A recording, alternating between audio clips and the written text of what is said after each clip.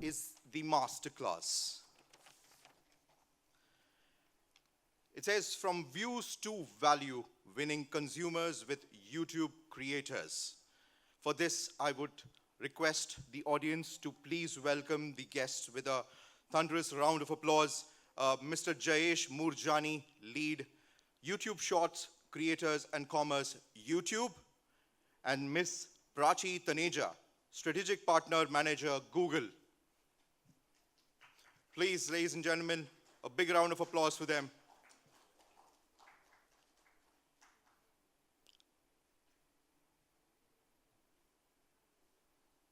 May I request you to please give a big round of applause? Are we ready?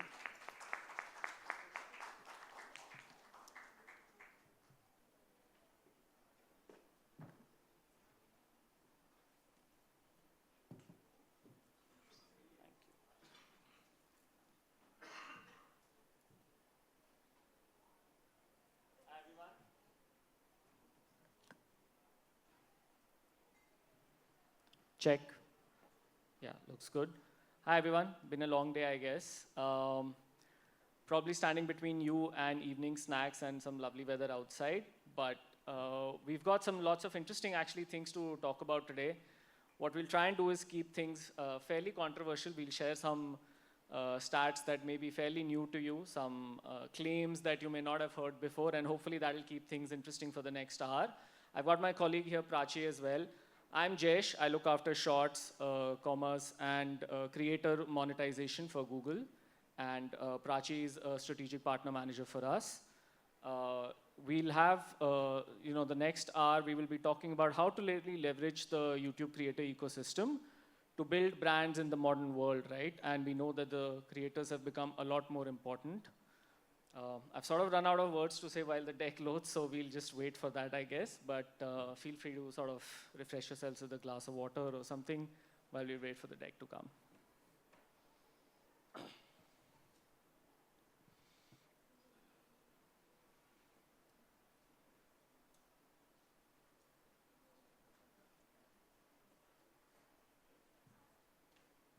What's been the most interesting session you guys have done today?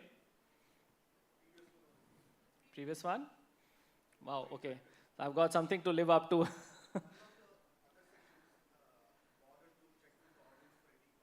Okay. So I think we need to have some time left for Q&A. Got it. If you have a question already, do you want to ask on the topic?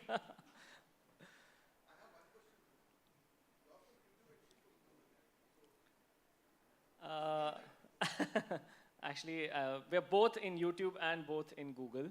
So I think maybe some confusion there, but that's fine. But we're both YouTube, both Google.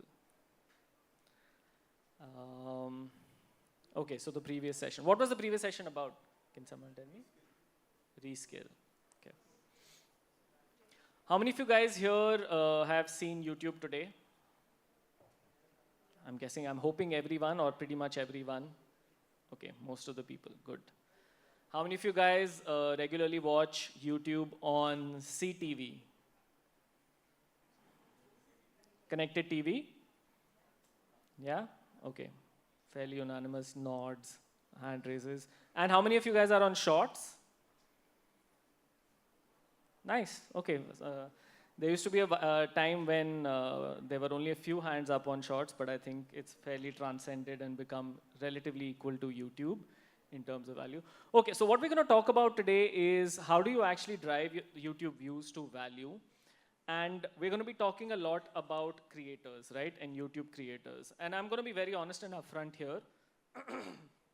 The reason why we're talking about YouTube creators with you guys is because a lot of the times when we meet clients, agencies, marketers, a lot of their thinking around creators has been shaped by Meta, right? Meta was first to this game, at least in India. And we're sort of playing catch up there.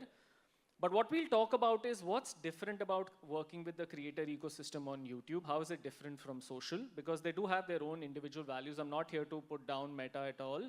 They have their own strengths, but we're a totally different ecosystem. And the way you leverage our ecosystem can really help you build substantially strong, powerful brands and communication messages that can deliver value for you over the short and the long term, and we'll talk about that, right?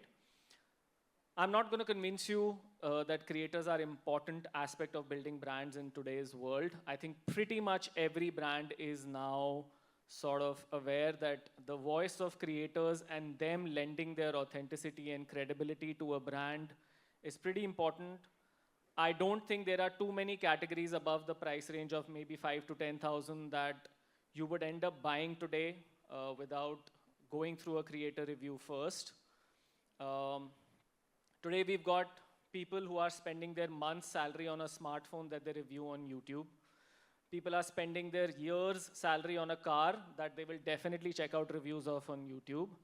And people are actually investing their entire lives savings on financial instruments, investment, stock tips, etc., that they're hearing from financial YouTubers, right? So if you think about it like that, every single important category that is there, which is like a high involvement category, there is probably a YouTube creator that you trust who's involved in helping you make that decision, right?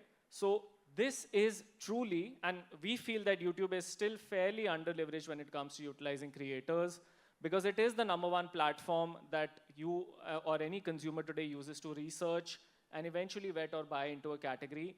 I don't think there'll be too many people here who will end up buying, lakhs worth of stock basis what an Instagrammer tells you. That typically doesn't happen. You will trust a YouTuber more, and that's thanks to the long form legacy of the product itself, right? Where YouTubers have spent years building long form content with in-depth research and effort put into bringing the best of their advice to you guys.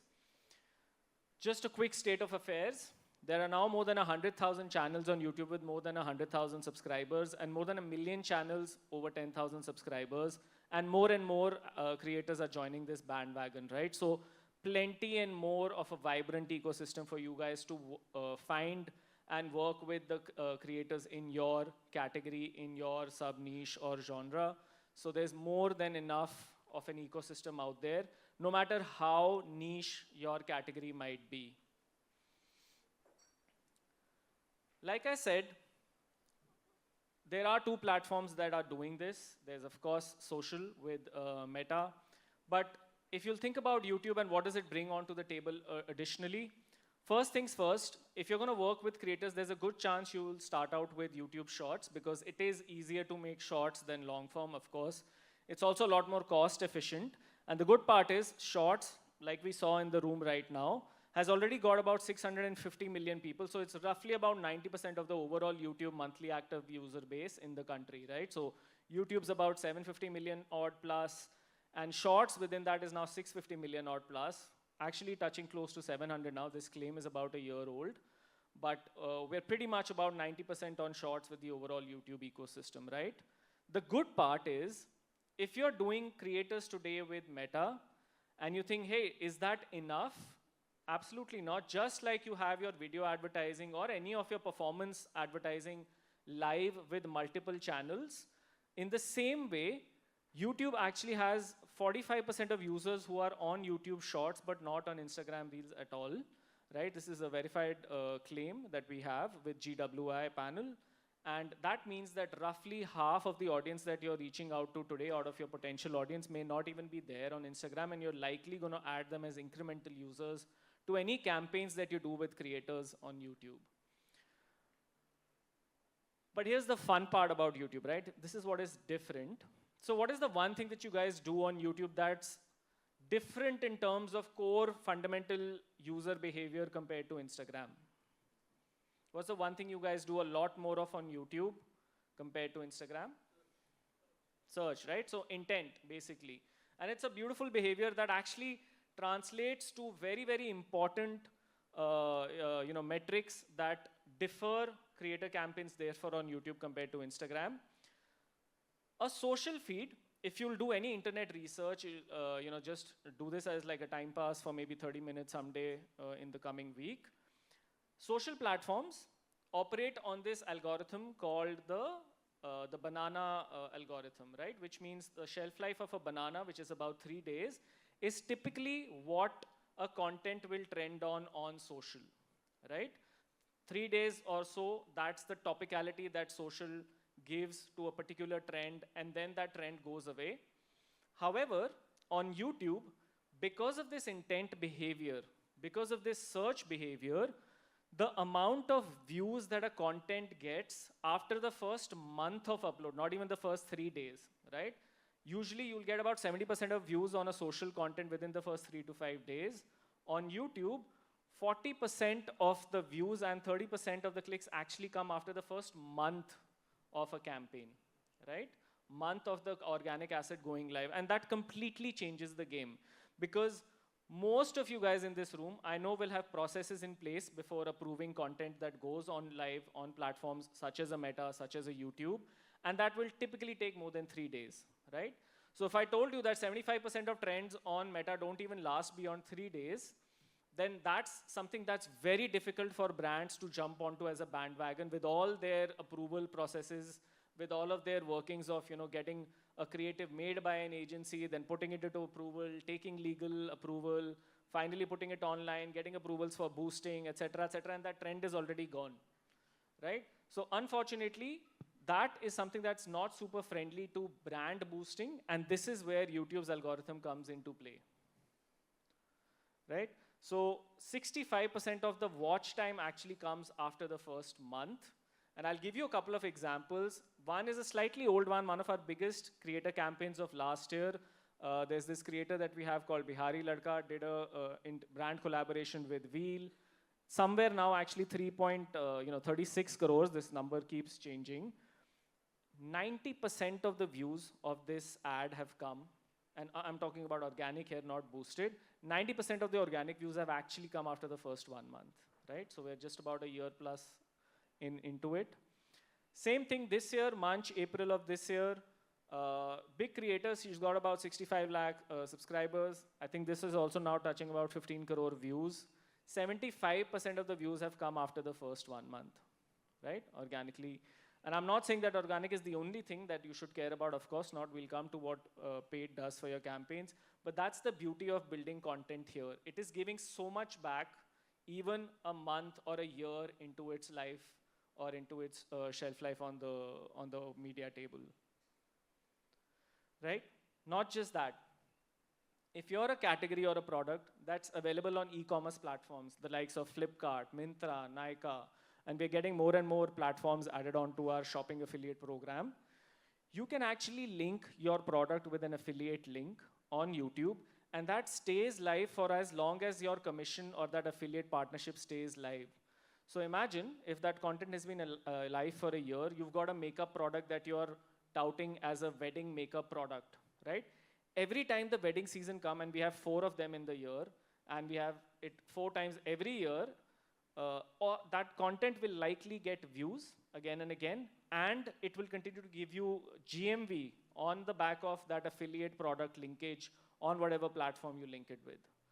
So not only does the content stay active for far longer and give you back far more, it also delivers clear GMV value and business transaction ROIs for you. The other thing that's different about YouTube, right? You guys, a lot of you said you've been watching shorts, you've been watching long form. How many of you guys have seen a live stream on YouTube in the last year or so, or last 6 months? Pretty much everyone, right? How many of you guys have seen a podcast, a video podcast in the last month or so, right? Pretty much everyone.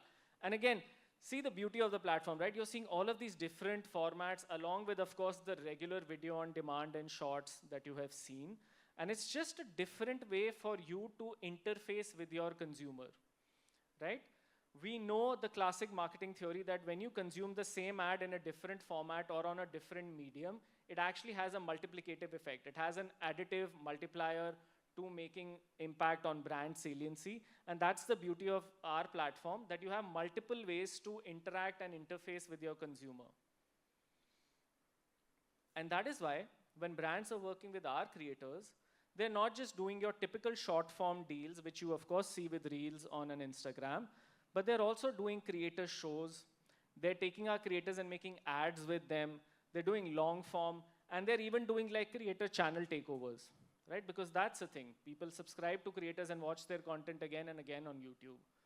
It's not just completely discovery based like you have on social. You already have examples of a brand like Sprite, for example, which wants to associate itself with comedy as a space.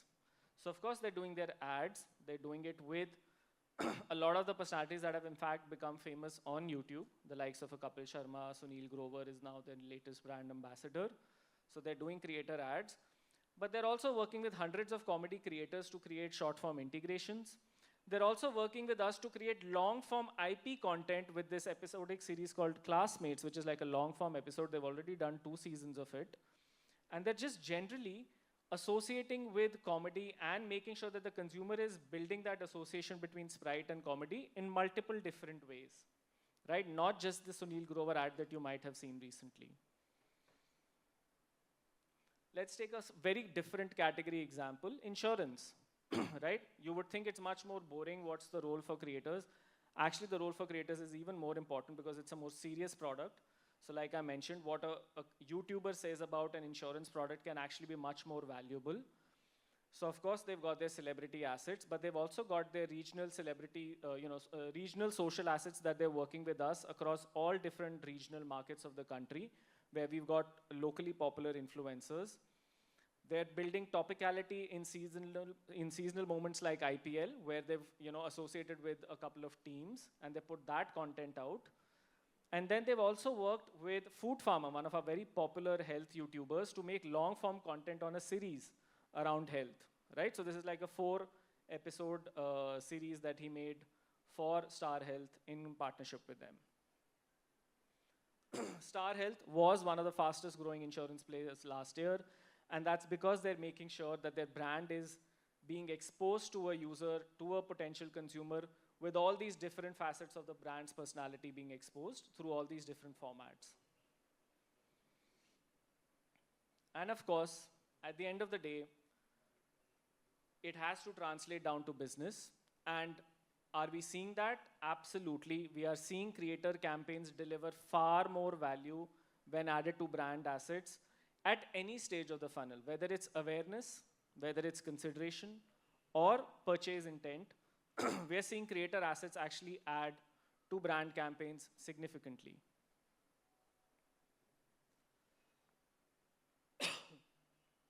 Okay, so that's the why of it. Okay, why should you think about YouTube differently, and how you can go about it is something that I'm going to get Prachi to come over and share with you a framework on how you can go about starting to work with our creators.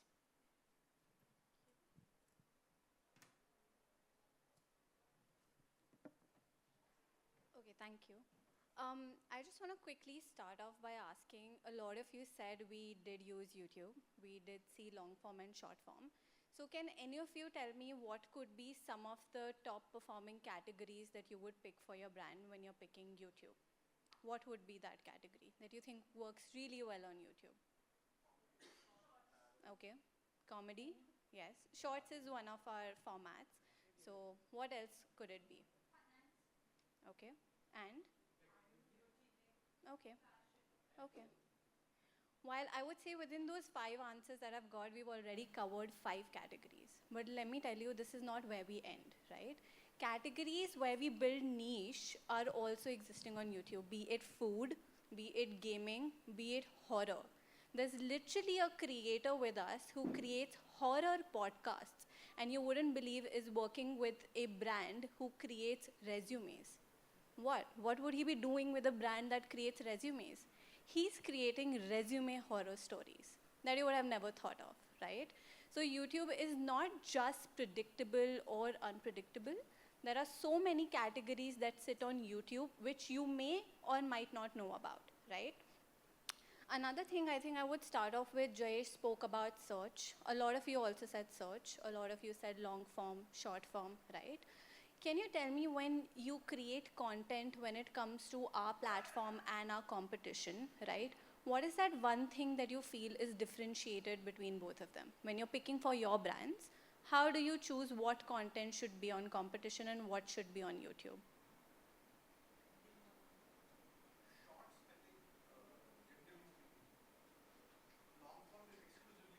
Yeah.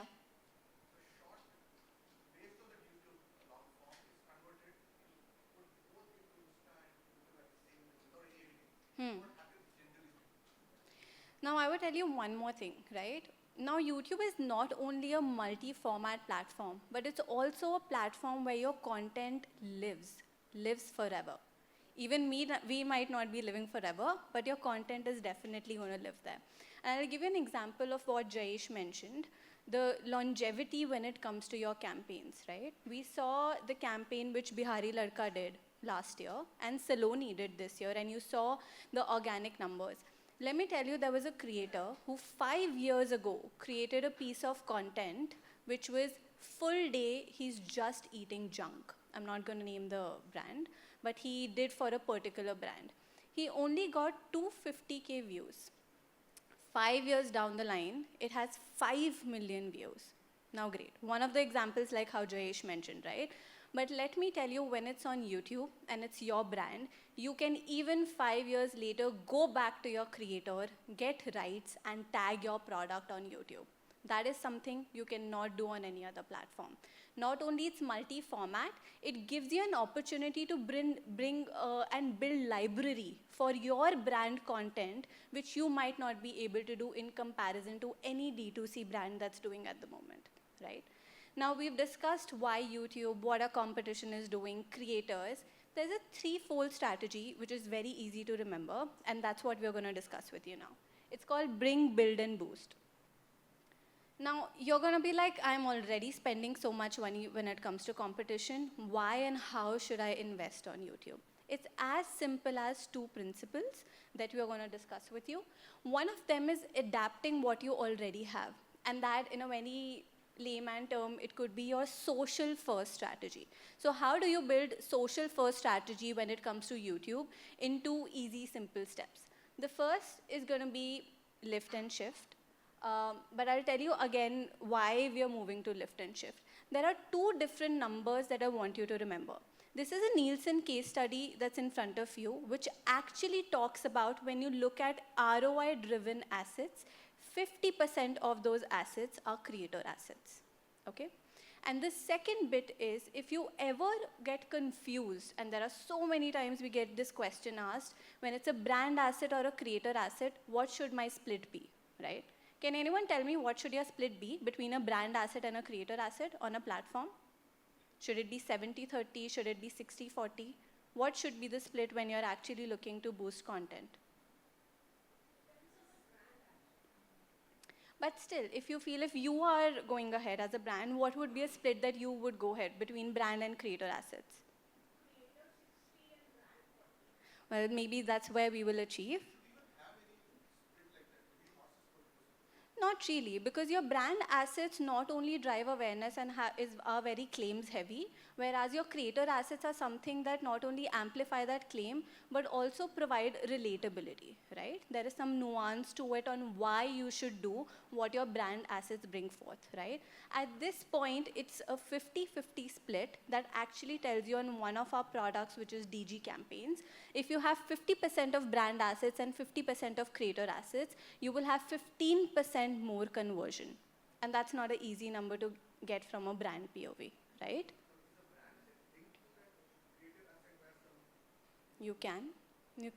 That's also the media plan, brand to brand, brief to brief, right? But while we are building that media plan for you, that's also an opportunity that we could pick on. Now, while we are discussing that creator assets are really important, how can you even start, right, without just creating assets? The first step is lift and shift. What does it mean? There are thousands of assets, or even if not thousands, there are hundreds of assets that you guys are already creating on a day-to-day basis. Those assets are not only something that you can use on your current platform where you're deploying them, but it's also something with a few tweaks to it. You can actually make them YouTube Shorts first campaigns, right? Maybe your meta campaign would have something on the reels in the end, comment down for a link for engagement, right?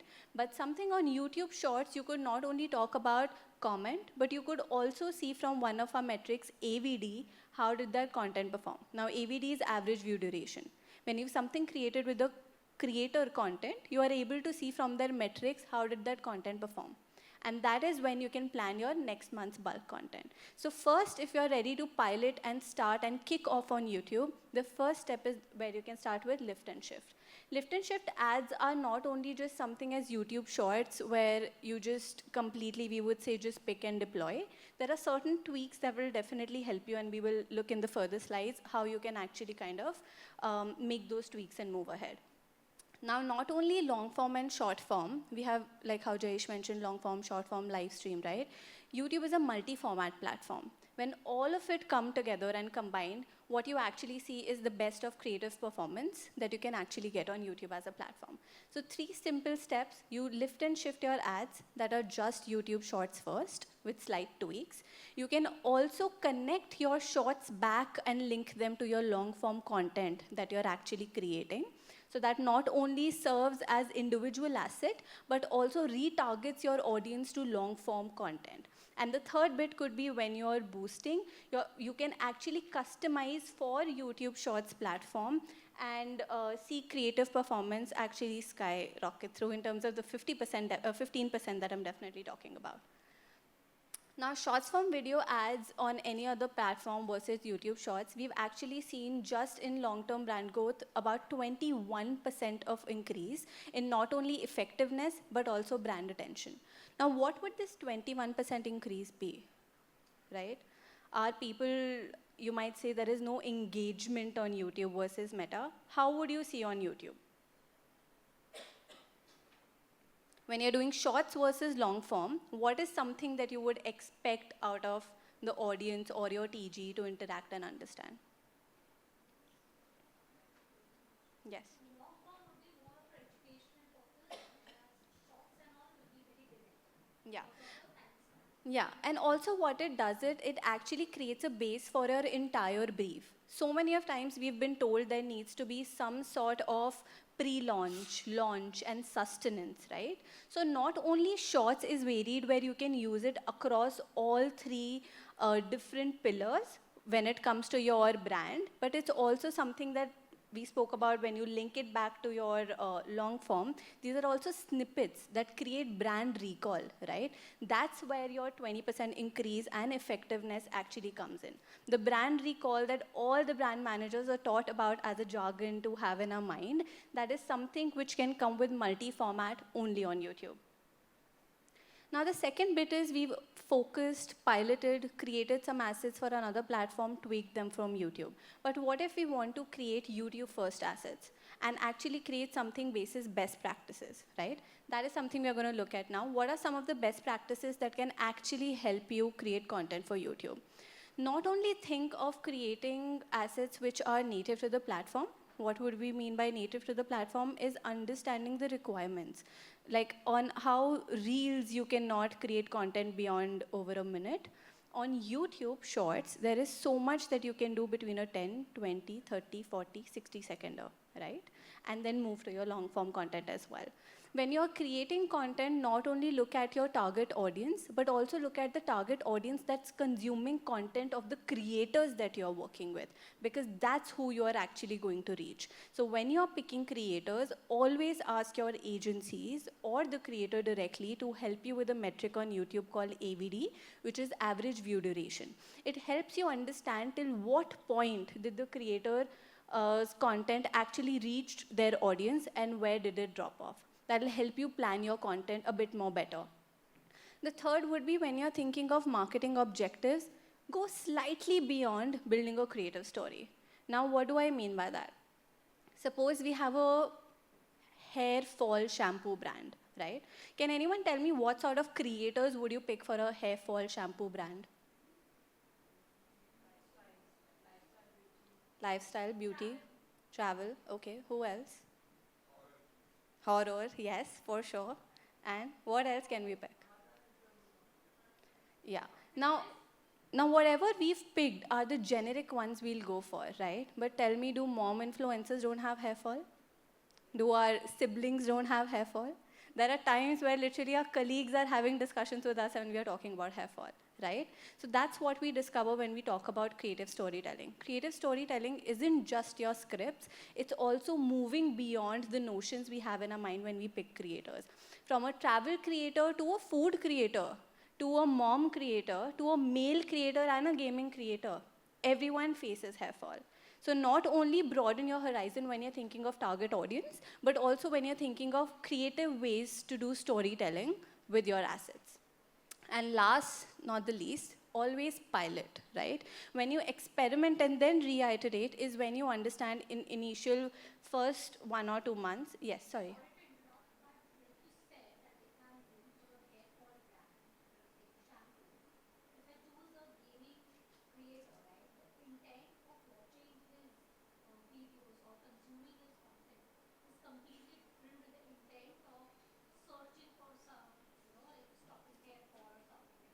Absolutely. If you pick a male gaming creator, there are also female gaming creators, right?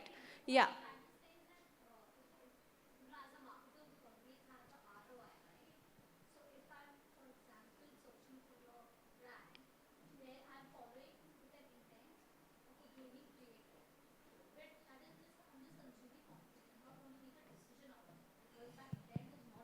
For the hair fall. My intent is, sorry, my intent is not hair fall, watching a hair fall. My intent is the gaming. This is just like one of the integrations I would call. So I would consume the content, but I might not make a decision or buy, or that won't be a conversion kind of a thing. Not necessarily, and I'll tell you an example from my end itself. I've just been at Google for a year or slash YouTube, and I was with Unilever a year before, and I was the brand manager on that hair fall campaign, right?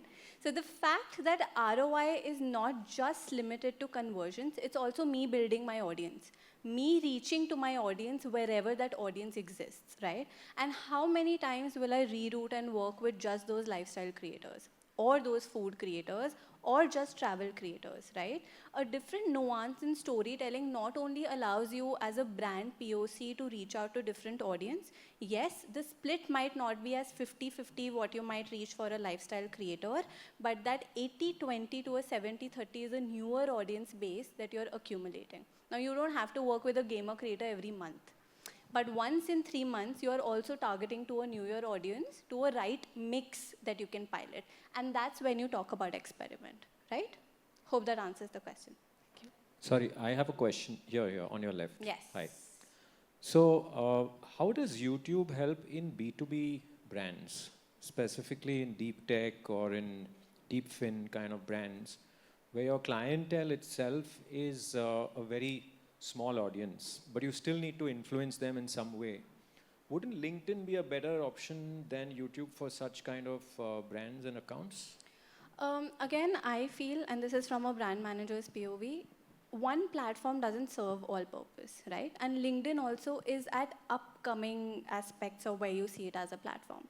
When you see YouTube, we also have brands where we work with, where they want to work with construction site workers, or they want to work with painters, or hairstylists. Very niche communities, right? But that's when YouTube actually helps you to create edu content. Specifically when you do for B2B, how many times can you actually have a production house come in and shoot for you? You need those sales videos, right? That's where YouTube can actually become a repository platform for you, where you create content, maybe not short form in this case, that could be snippets, but long form, which is more of edu content, right? So that's where it kind of drives conversations and also understanding what can I do. There are so many times, even I wait for a lot of series and I know when the creator is going to post. So when you have something in series format and it's edu content, it's easier for you also to send it to your clients and be like, this is where you find all information about our product. But just to counter, the audience that we are talking to, let's say in deep tech, the guys will want to talk to all the CTOs and CXOs of respective organizations as their target audience. Now, they are not going to be on YouTube looking at shorts. They'll probably be more likely to be on LinkedIn, if at all they are on any social platform. But so they're definitely listening to podcasts. they are, okay. Yeah, Okay. they're definitely listening to podcasts and they're definitely listening to all the snippets that are there on shorts. Okay. And that's what I can actually say about my husband. It's difficult. He's one of those 45% that Jayesh mentioned, not on Instagram Reels, on shorts, and constantly on podcasts, right? So I would still say, see, we are not here to say that YouTube is the only platform, stop working on any other platform, right? But have it in your mix. It's always good to have that additional platform Sure. that has been working for years. Yeah. So from that POV. Yeah, that's what we do. Yeah. Thank you. Thank you. Yes.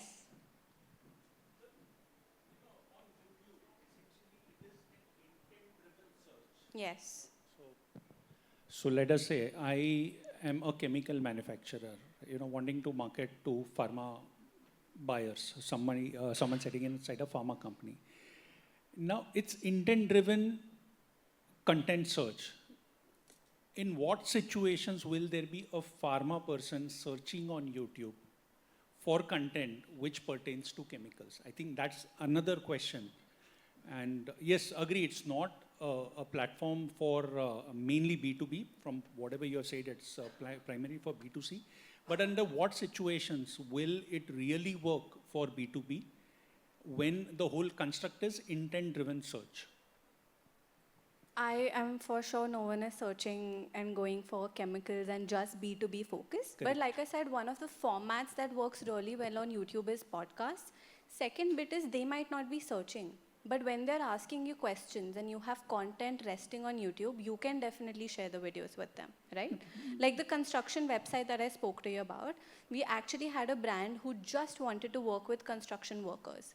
They knew that construction workers or their brand folks are not coming and watching content, but they created a repository, different episodes, different series, answering questions. Like I would say in chemicals case, why wouldn't you talk about how, from your how-tos to different types of ingredients that are maybe there to manufacturing, right?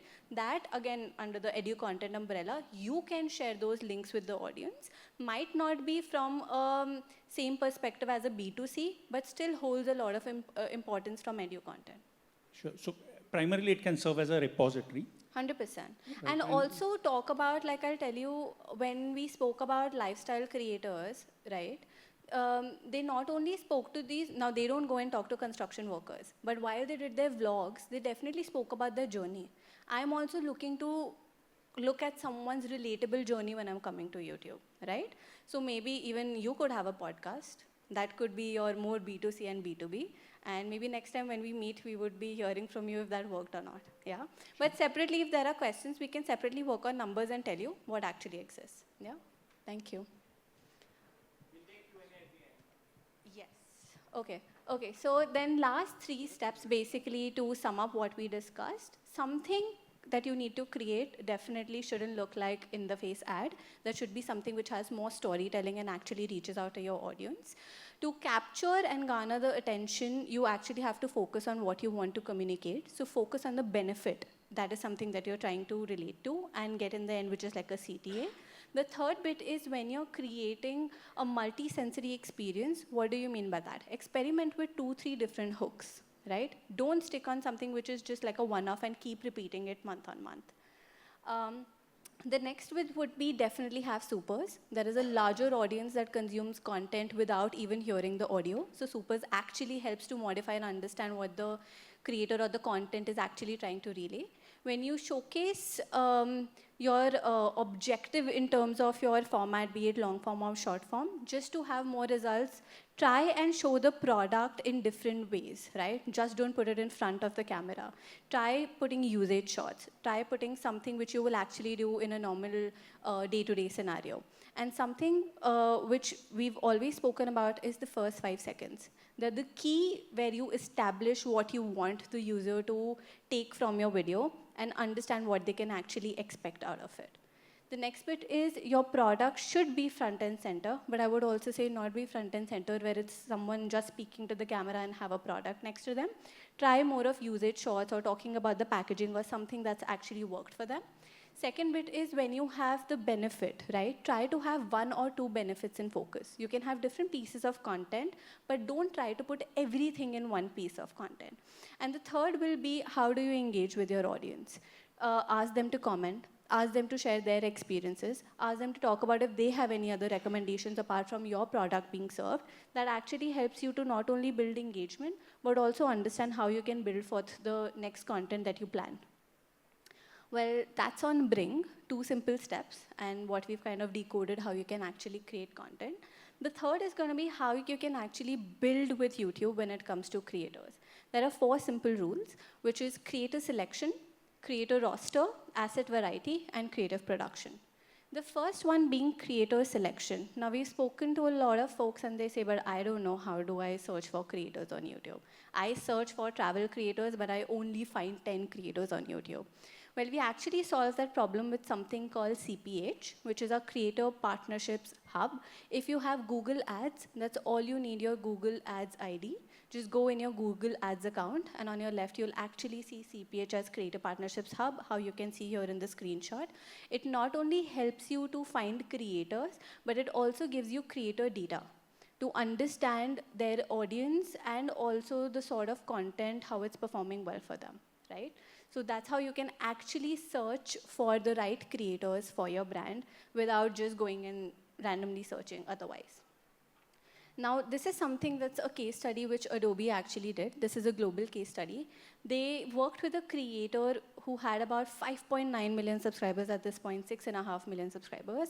They worked with CPH to understand what creators would be best suited for their brand, and also where they will create content which is more engaging for their audience.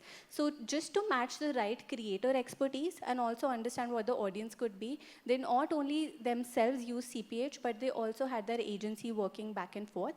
They did a full-fledged 3-month campaign, and they saw that the results on YouTube were something way better than the competition, and here competition being Meta, in terms of Reels versus Shorts.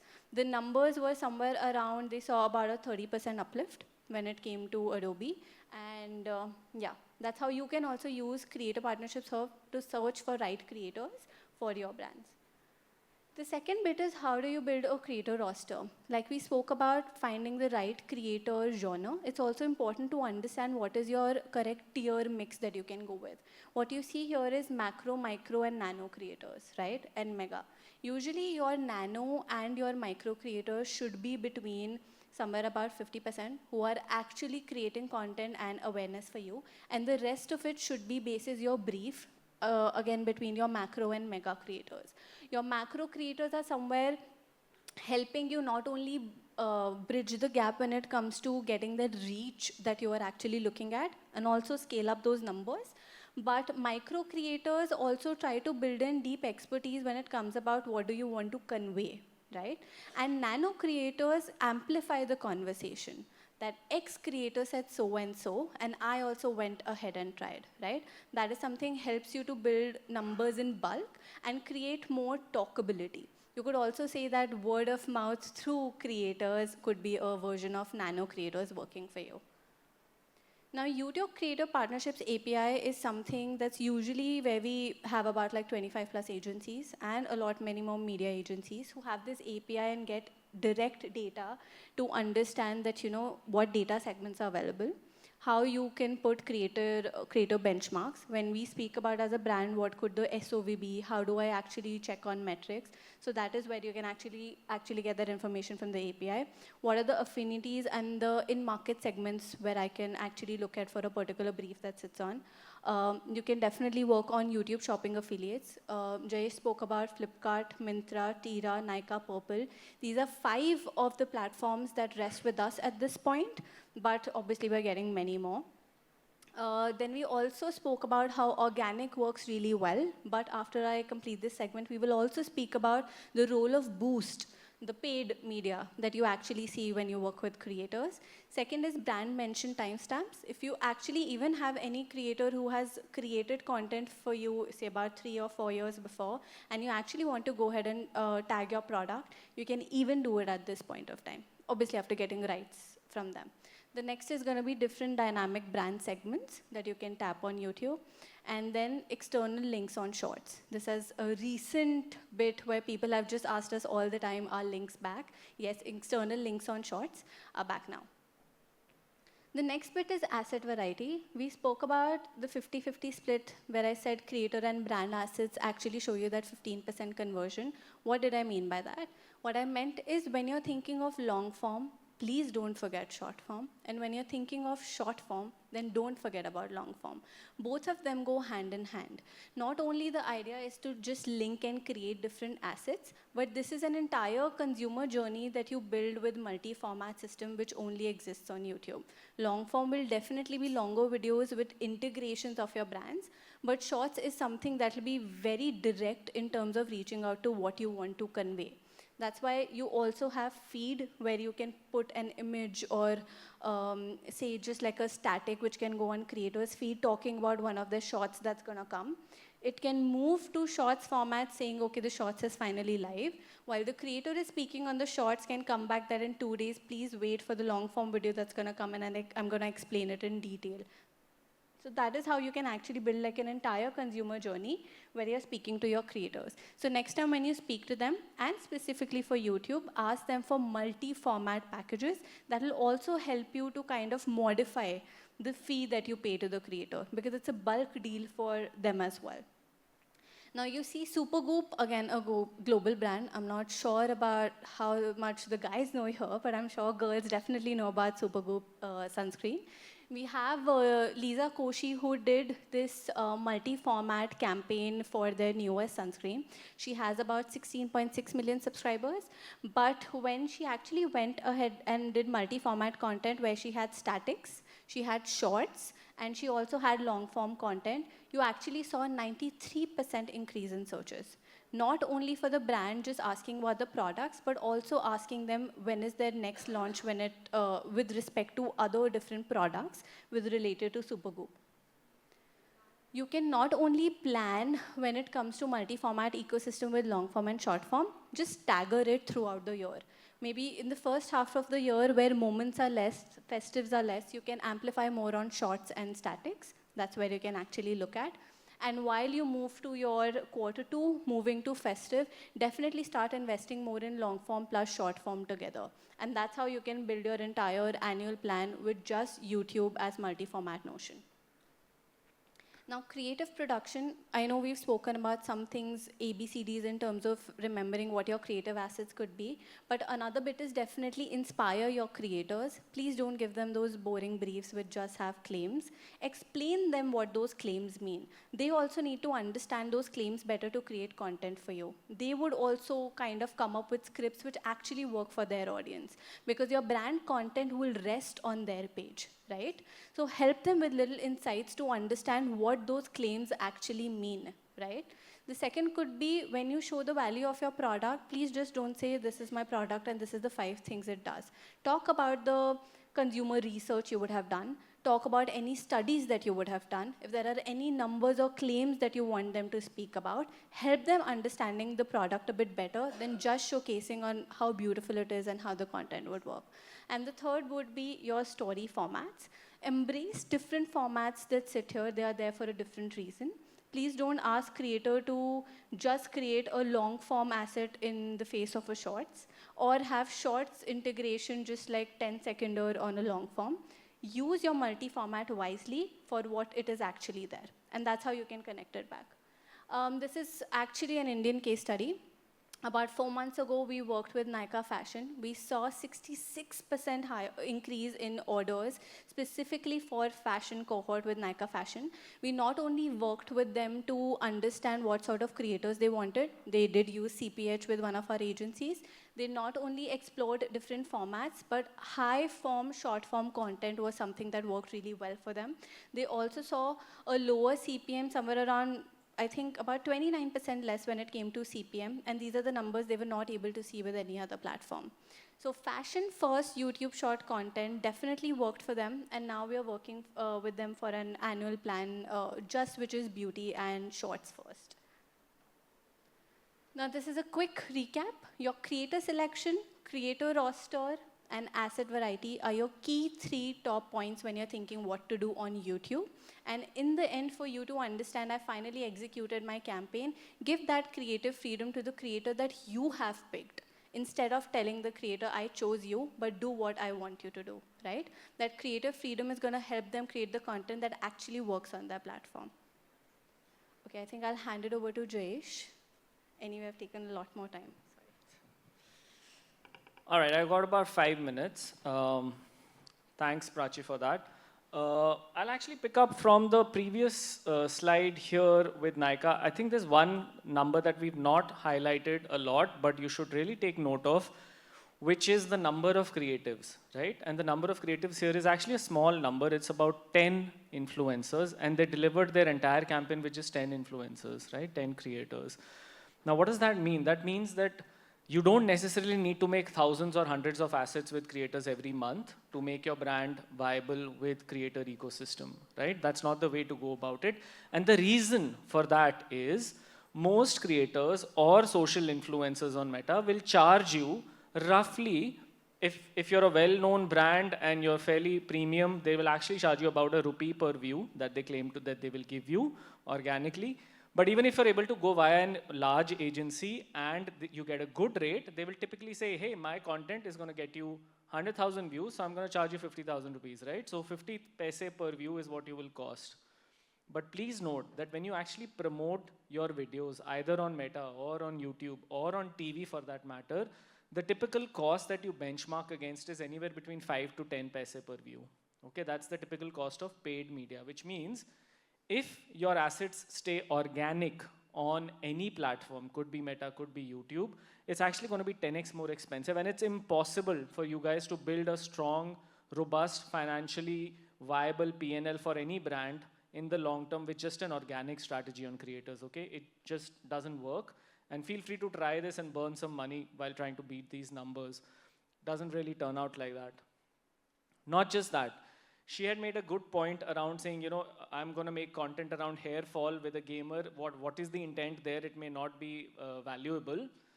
To be honest, no matter what creator you work with, and these are the controversial slides I was referring to in the beginning, right? So now we're getting into those points. Let's say you're a beauty brand or a cosmetics brand or any brand that is working with a female influencer because you say your TG is female, right? And this female influencer has like 100,000 followers. She's given you a good rate, 50,000 rupees. She will make a video. She'll deliver you 20,000 views or whatever, right?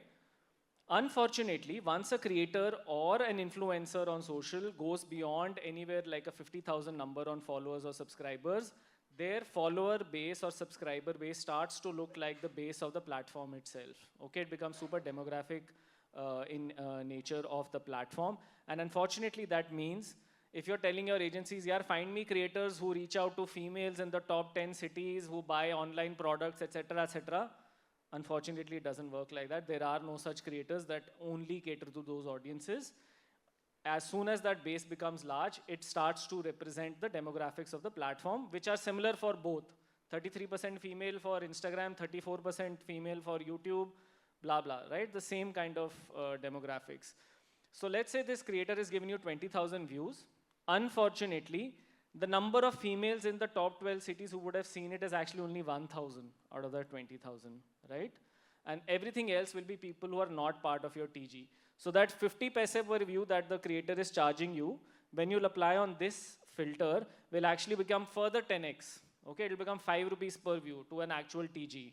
Whereas your paid media is only on your TG because you're putting the target audience, whether it's a YouTube campaign, whether it's a Meta campaign, whether it's any campaign, right?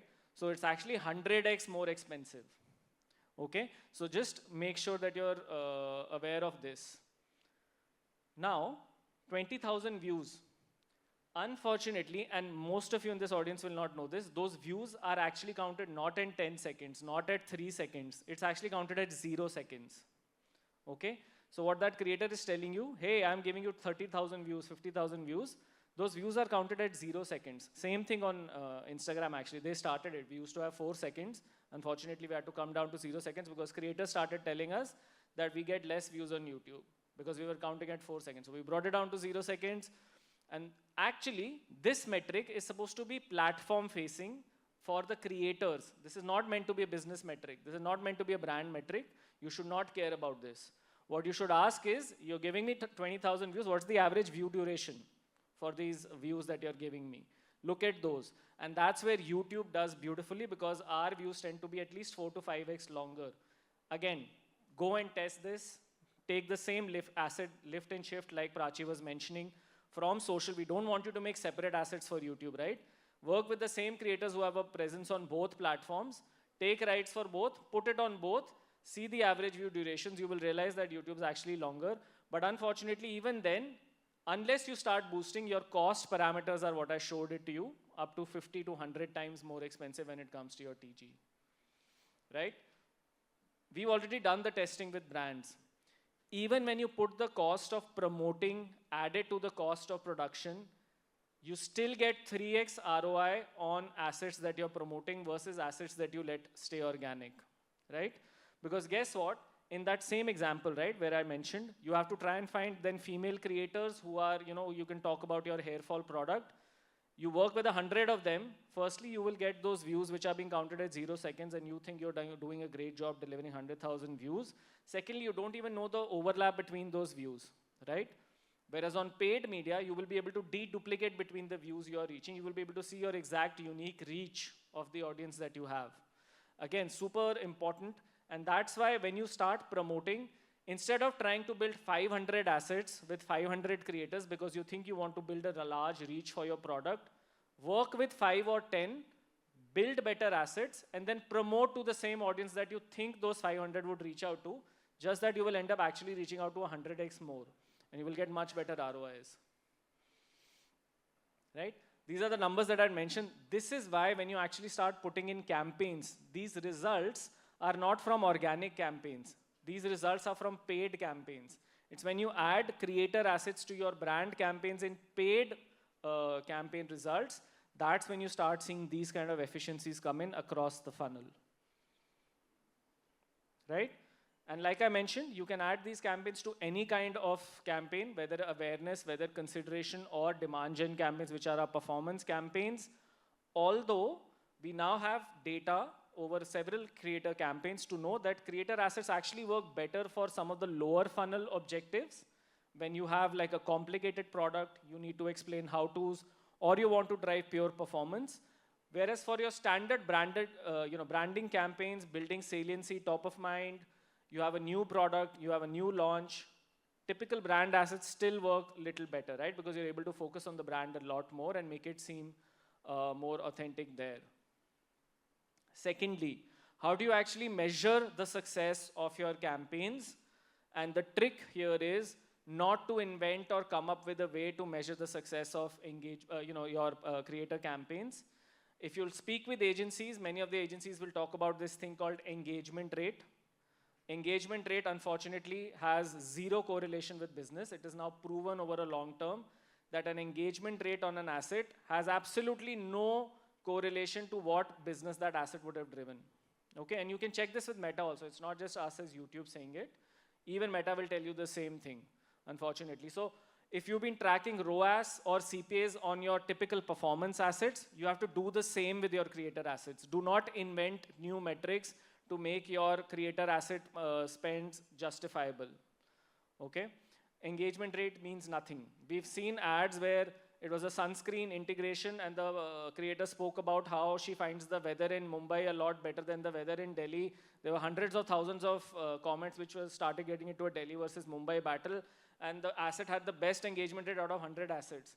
Had zero correlation with the product itself. Okay? Most of the average view duration did not even get to the brand displayed. Lastly, okay, so you have to promote assets. How much money to put between promoting assets versus creating them with creators? How much to actually recruit creators and make these assets versus putting money behind them? The simple question that you answer here is, when do you actually make money for your business?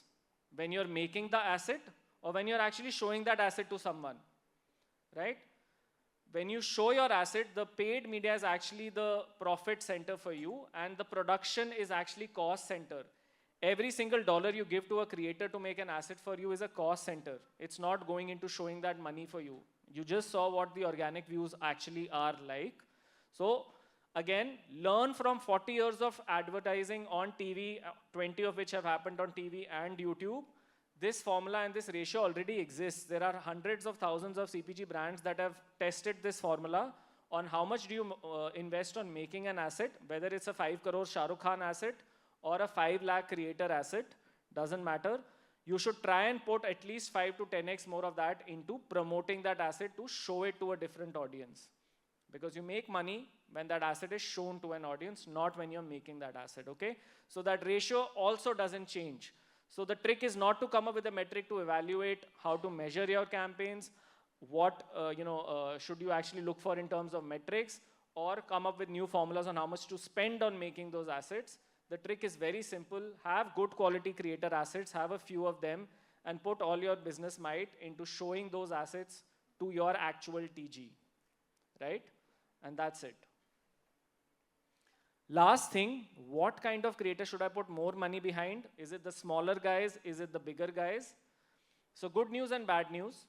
Good news is, today, the way the algorithms are working on any of the platforms, whether it's us, whether it's TikTok outside in other markets, you could work with a small creator and that asset could go viral.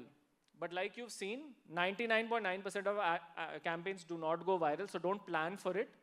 Build your strategy around how much you will put into making the asset versus promoting them. Keep it 90-10. If something goes viral, great. But what you should do is, if you're working with a breadth of creators which are large, medium, and small, ideally work with about 20% of your creators should be the big ones, where you will end up spending 50-60% of the production money. 30% of assets on the micro, which are the middle guys, anywhere between 50,000 to 250,000. And you can work with a set of nano creators, because you also need to have some sort of share of voice in the market, right? It's not just that you will only promote to your TG. You also need to make your brand culturally relevant by having a certain minimum presence. So you can work with a few nano creators to ensure that there are enough people who are seen as talking about your brand when you're in the middle of a launch. However, in terms of promoting, we always recommend promoting the ones with the biggest creators, because ultimately they have the highest level of credibility with the audiences. They have the biggest known presence. It's almost like working with a brand ambassador. They have the highest authority to lend to a given brand that associates with them. And so therefore, while your micros and nanos will do a good job of giving you share of voice in the organic space, ultimately the big guys are the ones that will drive credibility for you, right? I'm going to take a pause there. I'll leave it on a summary slide with everything that I've spoken about, but open for questions for 2 minutes, and then we'll wrap up the session. 2 minutes? Yeah. So I'm not from a brand. I'm a product growth manager for a content commerce platform. So we work with creators. Okay. So we have like 40,000 monthly active users, and the GMV that comes in, 90% is from Instagram. Creators are not using YouTube for affiliate marketing or for generating affiliate commissions. Do you think automated DMs is that one feature that is helping Instagram drive so much GMV? So look, Instagram has been there with third-party affiliate partners such as yourselves, like a Wishlink, for a long, long time. And so they have a leadership space on that. However, we do have an affiliate program that we've launched now with 5 partners, where I think if you'll go and speak with a Flipkart or a Nykaa or a Myntra, you will realize we're actually driving a lot of affiliate numbers for them as well. So we're catching up on that space. But you're right, they do have some features like DM replies, which, because of them being a more social product, I think works well for them. YouTube is not inherently a super social product, right? So we may not even need it. Maybe we'll have something else, which will be our version of driving affiliate margins. But our product teams are continuously working on boosting that as well. But our affiliate program is fairly strong. And like we were seeing, right? A video on YouTube lasts for years, if not decades. And it will continue to drive GMV for a much longer period of time. So we're confident that over a longer period of time, the same asset on an Instagram or a YouTube will actually end up delivering more if the asset is made well. So I kind of help creators, understand how they can create content and how they can monetize from different platforms. So YouTube, if I have to create like a tutorial for them, like how they can make 10x on YouTube. So the major points that you mentioned would be the longevity of the content, right? Yeah, you should ask them to search for the affiliate program and get themselves enrolled into that program. It's called our YPP program, managed partners. They should be able to take that advantage then after that. Sorry.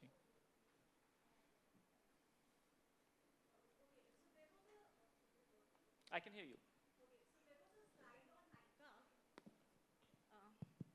So there was a slide on Nykaa where you mentioned about the 66% rise in the orders.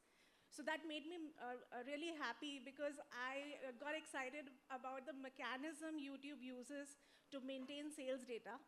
And the second question is, when you mentioned that data, that 66% rise, did it come from the Nykaa's website, Google Analytics, or YouTube Shopping? What was the source? That would have been their internal BIs, their internal business systems. So YouTube does not have any No, internal... we also have AdWords, but most advertisers will not look at our Google AdWords data and accept it. There are some differences in the way we measure conversions versus how their internal CRM will. And ultimately, an advertiser will measure their own CRM and go by that as the source of truth. So if they're giving validation and allowing us to put that case study on a forum like this, they have to be confident that it's the right number. So it would be their own internal data. All right. Thank you so much. Yeah. Thank you so much for your questions. Thank you, everyone. For time.